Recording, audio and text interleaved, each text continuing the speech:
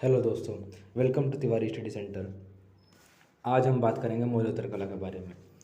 मौर्योत्तर यानी कि जो मौर्य साम्राज्य के बाद के जो राजवंश हुए, उसके टाइम पीरियड में हम किस प्रकार से आर्ट और आर्किटेक्चर का विकास हुआ उसके बारे में बात करेंगे। जैसे दूसरी शताब्दी ईसा पूर्व में मौर्य साम्राज्य का पतन हो गया था। इसके बाद भारत के विभिन्न भागों में छोटे छोटे राजवंशों का उदय हुआ। ठीक, जिसमें कि शुंग आए, कण्व आए, कुषाण आए, शक आए, मतलब ये जो शासक थे जो मौर्य साम्राज्य के बाद आए। जबकि दक्षिण और पश्चिम भारत में सातवाहन और इक्ष्वाकु, अभीर, वकाटक ये सब वंश के राजा आए थे। इसी प्रकार धार्मिक परिदृश्य में शैव, वैष्णव, शाक्त जैसे ब्राह्मण संप्रदायों का उद्भव देखा जाता है। इसके बाद इसी अवधि की काल में बदलते सामाजिक राजनीतिक परिदृश्य भी आरंभ हुआ। चट्टानों को काटकर बनाई गई गुफाओं और स्तूपों के रूप में स्थापत्य कला जारी रही। मतलब कि स्थापत्य कला पहले से चलती आ रही थी और इसमें भी इस टाइम पीरियड में भी स्थापत्य कला जारी रही। लेकिन कुछ राजवंशों ने अपने स्वयं की अनूठी विशेषताएं प्रस्तुत की। इसी प्रकार मूर्ति कला की विभिन्न शैलियाँ का उद्भव हुआ। जैसे मौर्योत्तर काल में मूर्ति कला अपने चरमोत्कर्ष पर पहुँच गई थी। मतलब कि मौर्योत्तर काल में मूर्ति कला थी एकदम पीक पर थी। उस समय पर मूर्ति कला काफ़ी ज़्यादा प्रचलित हो गई थी। अब हम देखेंगे स्थापत्य कला के बारे में कि स्थापत्य कला का क्या रोल था मौर्योत्तर काल में, उसका क्या योगदान था। चट्टानों को काटकर बनाई गई गुफाएं। मौर्य काल की भांति चट्टानों से बनाई गई गुफाओं का निर्माण जारी रहा।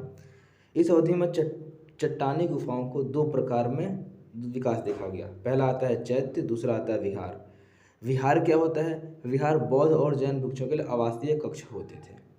और चैत्य कक्षों का एक विकास का अवधि के दौरान हुआ। चैत्य मुख्य रूप से समतल छतों वाले चतुष्कोणीय कक्ष थे। इनका उपयोग प्रार्थना कक्ष के रूप में होता था। ठीक, इन गुफाओं में खुले प्रांगण और बारिश से बचने के लिए पत्थर रोड़ी की दीवारें भी थी। इसे मानव पशु आकृतियों से अलंकृत किया गया था। ठीक, जैसे यहाँ पर उदाहरण दिया गया है करले का चैत्य, अजंता की गुफाएं। इसमें कि 29 गुफाएं हैं, 25 विहार है और टोटल 29 गुफाएं हैं, जिसमें कि 25 विहार और 4 चैत्य है। इसमें अजंता की गुफाएं में। ठीक, उदयगिरी और खंडगिरी की गुफाएं उड़ीसा की। वर्तमान में भुवनेश्वर के निकट प्रथम द्वितीय शताब्दी ईसा पूर्व में कलिंग राजा खारवेल, यानी कि खारवेल जो थे वो कलिंग के राजा थे, उनके अधीन में ये वाला गुफा बनाया गया था। कौन सा? उदयगिरी गुफा। इस गुफा परिसर में मानव निर्मित और प्राकृतिक दोनों गुफाएं हैं। मानव निर्मित गुफाएं भी हैं और प्राकृतिक गुफाएं भी है। ये गुफाएं जैन भिक्षुओं के निवास के लिए बनाया गया था। ऐसा माना जाता है कि जो गुफाएं खारवेल द्वारा जो उदयगिरी में गुफाएं बनाई गई थी, यह जैन भिक्षुओं के निवास के लिए बनाई गई थी। उदयगिरी में 18 और खंडगिरी में 15 गुफाएं हैं। अब उदयगिरी की गुफाओं में हाथी गुम्फा अभिलेख के लिए प्रसिद्ध है। जो उदयगिरी की गुफा है वो सिर्फ हाथी गुम्फा अभिलेख के लिए प्रसिद्ध है और जिसे ब्राह्मी लिपि में लिखा गया है। इसमें जो हाथी गुम्फा अभिलेख लिखा गया है वो ब्राह्मी लिपि में लिखा गया है। ठीक, इस अभिलेख में जैन नमोकार मंत्र के साथ आरंभ होता है। जो ये अभिलेख है इसमें जैन नमोकार मंत्र से शुरू होता है और राजा खारवेल द्वारा किए गए विभिन्न सैन्य अभियानों पर प्रकाश डालता है। मतलब कि राजा खारवेल द्वारा जो भी सैन्य अभियानों पर प्रकाश डालता है। ठीक, इसके बाद हम देखेंगे उदयगिरी में रानी गुम्फा 2 मंजिल गुफा है जो कुछ सुंदर मूर्तियाँ इसमें कुछ सुंदर मूर्तियाँ बनाई गई है। ध्यान रखना कि जो रानी गुम्फा गुफा है, रानी गुम्फा जो है उदयगिरी में वो 2 मंजिल की गुफा है। ठीक, अब इसके बाद हम देखेंगे स्तूप के बारे में कि मौर्योत्तर काल में स्तूप कैसे थे और उसका मौर्योत्तर काल में स्तूप विशाल और अधिक अलंकृत होते थे। लकड़ी और ईंट के स्थान पर प्रस्तर का अधिक से अधिक उपयोग किया जाने लगा। कि पहले स्तूप बनाने के लिए लकड़ी का उपयोग किया जाता था, अब प्रस्तर का उपयोग किया जाने लगा। शुंग राजवंश ने स्तूपों के सुंदरतापूर्वक अलंकृत प्रवेश द्वारों के रूप में तोरण का आरंभ किया। यहाँ पे एक चीज़ ध्यान रखना होगा कि जो शुंग राजवंश थे, ठीक, शुंग राजवंश ने स्तूप को सुंदरतापूर्वक अलंकृत प्रवेश द्वार के रूप में तोरण का निर्माण आरंभ किया। ठीक, अब तोरण को जटिल आकृतियों और पैटर्न के साथ उत्कीर्णित किया जाता था। ये हेलेनिस्टिक प्रभाव के साक्ष्य हैं। यानी कि जो जिस आकृतियों और पैटर्नों के साथ तोरण को अलंकृत किया जाता था वो हेलेनिस्टिक प्रभाव के एविडेंसेस है। इसका एग्जाम्पल मध्य प्रदेश में भरहुत का स्तूप और सांची का स्तूप का तोरण। एक तो मध्य प्रदेश में भरहुत का स्तूप इसका सबसे बड़ा एग्जाम्पल है। दूसरा कि सांची का स्तूप है जो मध्य प्रदेश के भोपाल में है, उसके तोरण द्वार। अगला हम देखेंगे मूर्ति कला के बारे में कि मरणोत्तर काल में मूर्ति कला कैसी थी। जैसे कि मरणोत्तर काल में मूर्ति कला 3 प्रमुख शैलियों पर आधारित थी, जो गंधार, मथुरा और अमरावती शैली। सबसे पहले हम देखेंगे गंधार शैली को। गंधार शैली ये आधुनिक पेशावर और अफगानिस्तान के निकट पंजाब की पश्चिमी सीमाओं में संलग्न हिस्से में गंधार कला शैली का विकास हुआ। कहाँ पर? कि अफगानिस्तान के निकट पंजाब की पश्चिमी सीमाओं में इस गंधार शैली का विकास हुआ। यूनानी आक्रमणकारी अपने साथ यूनानी और रोमन मूर्तियों की परंपरा लाए। जो यूनान के लोगों ने आक्रमण किया था वो अपने साथ यूनानी और रोमन मूर्तिकला की परंपरा लेकर आए और स्थानीय परंपराएं प्रभावित हुई। गंधार शैली को कला की ग्रीक इंडियन शैली के नाम से भी जाना जाता है। ठीक, जिसमें ग्रीक इंडियन शैली। अब गंधार शैली का विकास 50 ईसा पूर्व से लेकर 500 ईस्वी तक की अवधि में 2 चरणों में हुआ था। ठीक, कितने चरणों में? 2 चरणों में हुआ था। किसे? 50 ईसा पूर्व से लेकर 500 ईस्वी तक। ठीक, जहाँ आरंभिक शैली को नीले धूसर बलुआ प्रस्तर के उपयोग से जाना जाता था। और जो उत्तरवर्ती शैली यानी कि जो बाद की शैली जो विकसित हुई गंधार मूर्तिकला की, वह मिट्टी और प्लास्टर के उपयोग किया जाता था। यानी कि पहले वाले में नीले धूसर बलुआ पत्थर का उपयोग किया जाता था और दूसरे वाले में मिट्टी और प्लास्टर का उपयोग किया जाता था। ठीक, अब बुद्ध और बोधिसत्वों की मूर्तियाँ ग्रीक रोमन देवताओं, मतलब कि इस गंधार कला में जो बुद्ध और बोधिसत्वों की जो मूर्तियाँ बनी होती थी वो ग्रीक रोमन देवताओं पर आधारित है। जैसे अपोलो की मूर्ति से मिलती जुलती है। हम थोड़ी सी इसके बारे में डिटेल जाने हैं गंधार शैली के बारे में, थोड़ा सा आगे देखते हैं।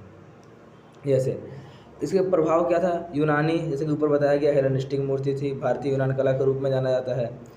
प्रारंभिक गंधार शैली में नीले धूसर बलुआ पत्थर और बाद में मिट्टी और प्लास्टर, जैसा कहीं ऊपर मैंने बताया। इसमें ग्रीको रोमन देवताओं से प्रभावित थे बुद्ध चित्रकला। ये था मेन कि कुषाण शासकों का संरक्षण प्राप्त था। मतलब कि गंधार कला को कुषाण शासकों का संरक्षण प्राप्त था। यानी कि जो कुषाण शासक थे वो एक यूनानी थे, वो जो भारत पर आक्रमण किए थे। विकास का क्षेत्र उत्तर पश्चिमी सीमांत, जैसे कि मैंने ये बताया कि पंजाब से सटे हुए, अफगानिस्तान के पास पंजाब से सटे हुए पश्चिमी क्षेत्र। ठीक, अब बुद्ध की मूर्ति की विशेषता क्या थी? इसने आध्यात्मिक मुद्रा में दिखाया गया है, बहुत कम आभूषण में दिखाया गया है, योगी मुद्रा धारण बैठे हैं, आंखें आधी बंद है जैसे कि ध्यान मुद्रा में हो, सिर पर उभार या जटा को दिखाया गया जो बुद्ध की सर्वज्ञता को दर्शाता है। ठीक, इसमें आपको समझना होगा कि आध्यात्मिक मुद्रा, बहुत कम आभूषण, योगी मुद्रा में, आंखें आधी बंद है, जो कि ऐसा प्रतीत होता है कि वो ध्यान मुद्रा में बैठे हों। सिर पर उभार या जटा को दिखाया गया है जो कि सर्वज्ञता को दर्शाता है।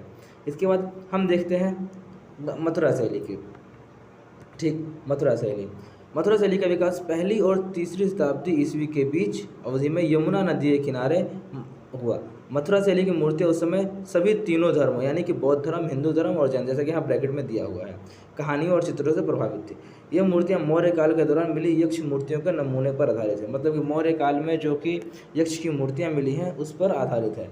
मथुरा शैली ने निर्मित मूर्तियों में प्रतीकों का प्रभावशाली उपयोग दिखाया। मतलब इसमें प्रतीक काफ़ी ज़्यादा उपयोग किए गए हैं।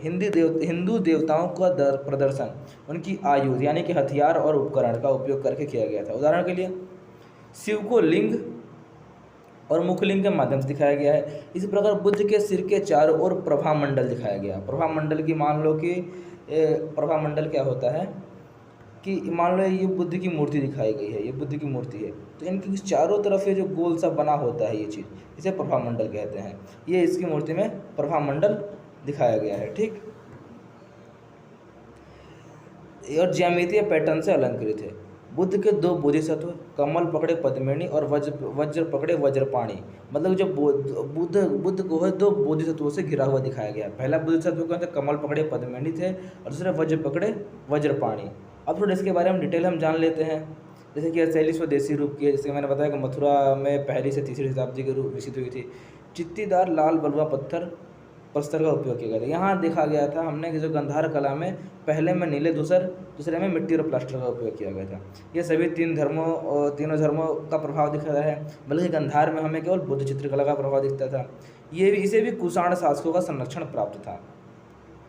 इसमें मथुरा, शोक और कंकाली टीला में विकसित हुआ ये। अब इसके बुद्ध की मूर्तियों की विशेषताएं देख लेते हैं कि विशेषताएं क्या थी। कि मुस्कुराते चेहरे और प्रसन्न चित्र दिखाया गया है, तंग कपड़े पहने हुए हैं, यानी सिर जो है मुंडा हुआ है, सिर पर बाल नहीं है, और विभिन्न मुद्रा पद्मासन में बैठे हुए हैं, उनका चेहरा विनीत भाव दिखाता है। उभार जटा दिखाई गई है, मतलब उभार जटा हमारे गंधार में भी दिखाई गई थी और इसमें दिखाई गई है। यहाँ पर आध्यात्मिक मुद्रा में था, यहाँ प्रसन्नचित्त मुद्रा में है। ठीक, इस प्रकार से इन दोनों में अंतर है। अब हम देखेंगे अमरावती कला के बारे में। अमरावती कला में क्या है, भारत के दक्षिणी भाग में इसका विकास हुआ। ये सातवाहन शासकों का संरक्षण प्राप्त था, यानी कि पहले दो को जो गंधार और मथुरा थे उनको कुषाण शासकों का संरक्षण प्राप्त था, और अमरावती शैली को सातवाहन शासकों का संरक्षण प्राप्त था, जो कि कृष्णा नदी के किनारे हुआ। जो कि अमरावती शैली का विकास सातवाहन शासकों के संरक्षण में कृष्णा नदी के किनारे हुआ। यहाँ अन्य दो शैलियों ने एकल आकृतियों पर बल दिया। अमरावती शैली में गतिशील आकृतियों या कथात्मक कला का प्रयोग पर अधिक बल दिया गया है। शैली की मूर्तियों में त्रिभंग आसन यानी कि 3 झुकावों के साथ शरीर पर अत्यधिक प्रयोग किया गया है। ठीक, अब हम थोड़ा डिटेल में देख लेते हैं अमरावती शैली के बारे में। यह शैली भी स्वदेशी है और इसमें सफ़ेद संगमरमर का यूज हुआ है, यानी कि अमरावती शैली में जो बुद्ध की मूर्ति बनाई गई है उसमें सफ़ेद संगमरमर का उपयोग किया है। ये केवल बौद्ध प्रभाव है इसमें। सातवाहन शासकों द्वारा संरक्षण और कहाँ पर विकास हुआ, जैसे कि गंधार का उत्तर पश्चिम सीमांत प्रांत में हुआ, और मथुरा कला का मथुरा, शोक और कंकाली टीला में हुआ। और वैसे ही जो अमरावती कला है सिर्फ कृष्णा गोदावरी की निचली घाटी में हुआ। अमरावती कला का विकास कृष्णा गोदावरी की निचली घाटी में हुआ, अमरावती और नागार्जुनकोंडा के आसपास। अब इसकी बुद्ध की मूर्ति की विशेषताएं क्या थी इसमें समझते, यह कथात्मक कला का अंग है, यानी कि बुद्ध की व्यक्तिगत विशेषताओं पर कम बल दिया गया है। मूर्तियाँ सामान्यतः बुद्ध के जीवन और जातक कथाओं को दर्शाती है, मतलब उनके व्यक्तिगत जीवन को कम दर्शाया गया है इस कला में, इस शैली में, इस अमरावती शैली में। इसमें बुद्ध के जीवन और जातक कथाओं को ज़्यादा दर्शाया गया है। मानव और पशु दोनों रूप में बुद्ध के पिछले जीवन को बताती है। यह कला बुद्ध के जीवन को मानव और पशु दोनों रूप में उनके पिछले जीवन के बारे में बताती है। तो दोस्तों आज के लिए बस इतना ही। अगर आपको वीडियो पसंद आई है तो लाइक करें, शेयर करें और सब्सक्राइब करें, और बेल आइकन ज़रूर दबा दें ताकि आपको ऐसे ही और वीडियो का इन्फॉर्मेशन मिलता रहे।